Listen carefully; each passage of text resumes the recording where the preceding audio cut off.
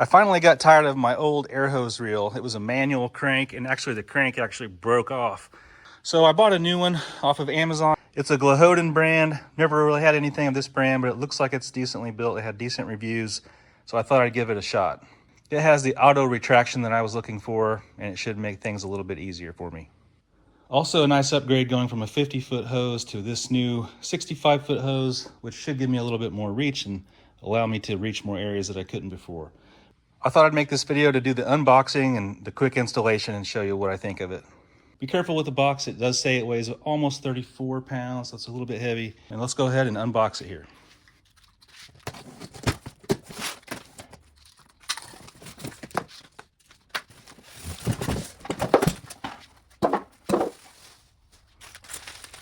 Looks like it came with a couple of air fittings, a tiny amount of tape here for the fittings, and some kind of pins, mounting hardware.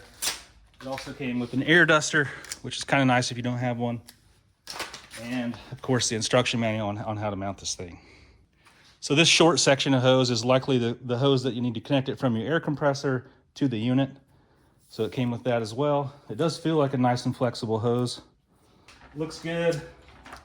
It looks like you can mount it with these 4 bolt holes, or at least the top 2 there. So the instructions do show how you can mount this thing to the wall, to the floor, or to the ceiling. I'm going to be mounting it on the wall, and it looks like the unit's already set up that way. If you kind of look at the picture here, the guide for the hose is already in the right position, so I don't have to move it around. If you're going to mount this thing to the floor or the ceiling, I imagine you'll have to take out some screws or pins and kind of rotate the guide up or down to where you need it. All right, so here in my pole barn, I have easy access to the framing of the barn. So I put these vertical 2x4s in there. It gives me something just to bolt my hose reel to. If I was mounting this in the finished garage, I would probably mount a couple of boards or one big kind of wide, maybe 2x8 across a couple of studs to give myself something to bolt to. So I could see this little dot on the board is about where I wanted that top one to be. So I'm going to put a mark there, and I have measured the distance between the bolt holes is 5.5 inches. So I can measure from here 5.5 and put my other bolt. Something like that.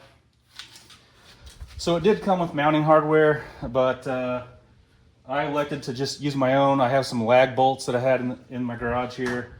I'm just going to screw into this wood with. So I'm going to drill a couple of smaller holes to a place to get these bolts started, basically.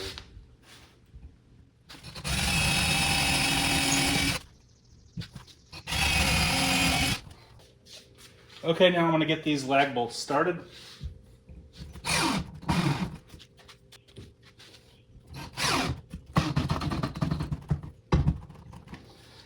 It would help if my drill wasn't dead. That's okay. I can do it the old-fashioned way with a ratchet.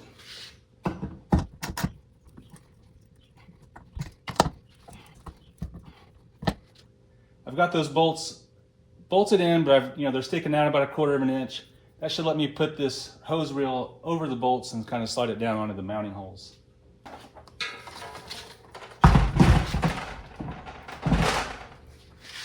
Something like that. Now I can finish tightening down those bolts.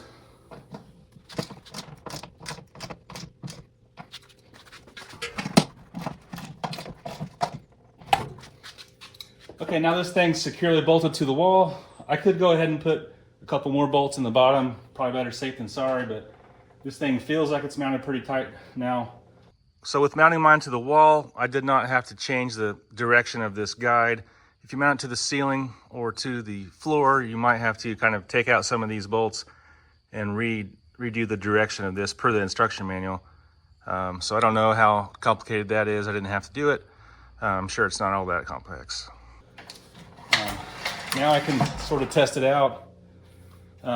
This is like a hose stopper, this yellow thing here. It lets you adjust how much of the hose you want to kind of hang out of the reel. So you can loosen this up and adjust it to where you have more of the hose kind of hanging out or less of the hose. I'll leave it alone for now until I use it a few times and see what I think. The new hose reel came with this short lead-in hose. So this is the hose you'll use to connect your hose reel to your air compressor. One side is a swivel action, the other side is a fixed side. You want to install the fixed side into the hose reel. So I'm going to wrap the non-swivel end with a few wraps of white Teflon tape. That's just to prevent some air leaks. And then we'll thread this in to the hose reel side. Here's the tiny roll of tape this thing came with. And when you wrap tape on these things, think about the direction that you're going to be threading it in. And you want the tape to be in the same direction. You don't want the tape to kind of unwrap because of the way you're turning it, threading it in there. So if I wrap it this direction, when I go to screw this in,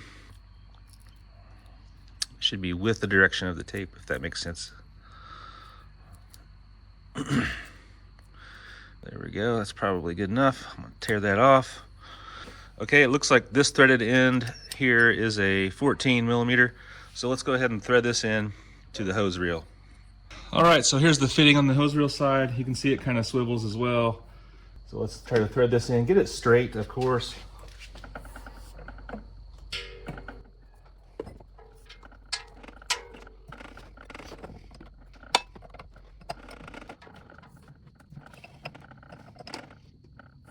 All right, that's threaded on nicely. So on the other end of my hose here, this obviously won't work. I need to have a fitting of some kind to connect it to my air compressor. So check out your air compressor and see which type of fitting you need. So for me, I already had a hose. I'm just replacing it. So I'm going to kind of take the fitting off of my old hose that I'm replacing and reuse it on here. Just wrapping this.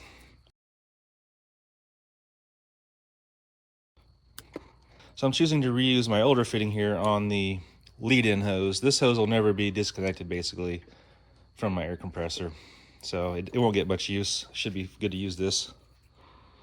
I'll use the new one that the hose came with on the main end of the hose where you're always connecting air tools to.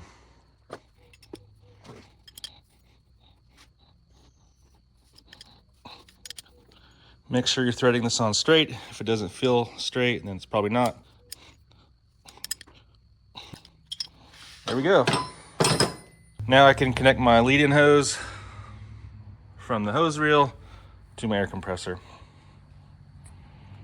I'm going to use this new fitting that came with the hose reel to put on the end of my main hose here. So they are a little stingy with the little roll of tape that they supply. I'm already out of it. Luckily I have some tape already on hand, so just wrap this a few times. I'll go ahead and screw this new fitting on here.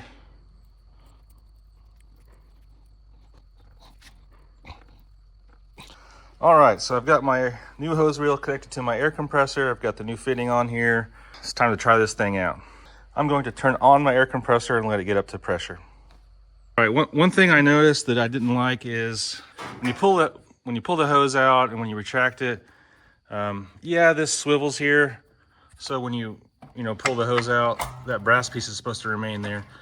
However, it kind of wanted to wrap around still, at least one revolution, which I didn't like that. I didn't like this hose kind of twisting once, even though it probably wouldn't have been a big deal. I just I'll trim off these zip tie ends here, but I just zip tied this hose to the frame here. That way this is not gonna spin around now. Okay, for a close-up of the hose guide, I'll show you here. There's basically a little roller on each of the sides. That way when you pull the hose out, you can pull it out, front, back, or either side. There's always a roller there to help you kind of pull it out easily. But it does feel like a really strong retraction spring inside there, so that's great. I'm gonna go ahead and pull this hose pretty much all the way out and then retract it, let you guys see how that works. And I'm not gonna just sit here and pull it out. I'm actually gonna take the end of my hose, walk out into my driveway until this thing stops.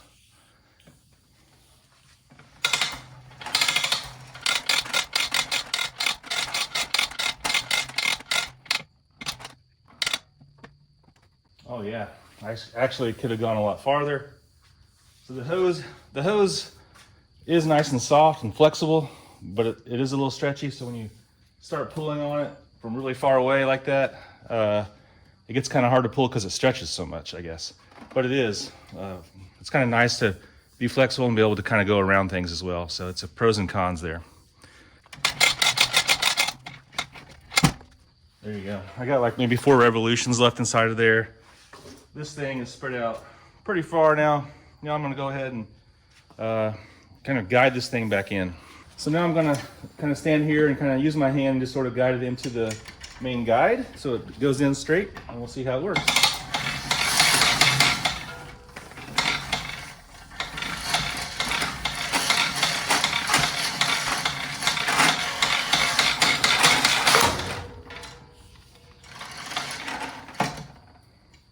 So the kind of bang you heard was the stopper kind of hit my air compressor. So yeah, overall that was a strong retraction spring. And this guide does a pretty good job of putting the hose back onto the reel. And the reel, it has ample space here. Should go back on there pretty good. Okay, I hope this unboxing and installation and review video helped you all out. Hopefully you can decide if you want to purchase the same unit or not.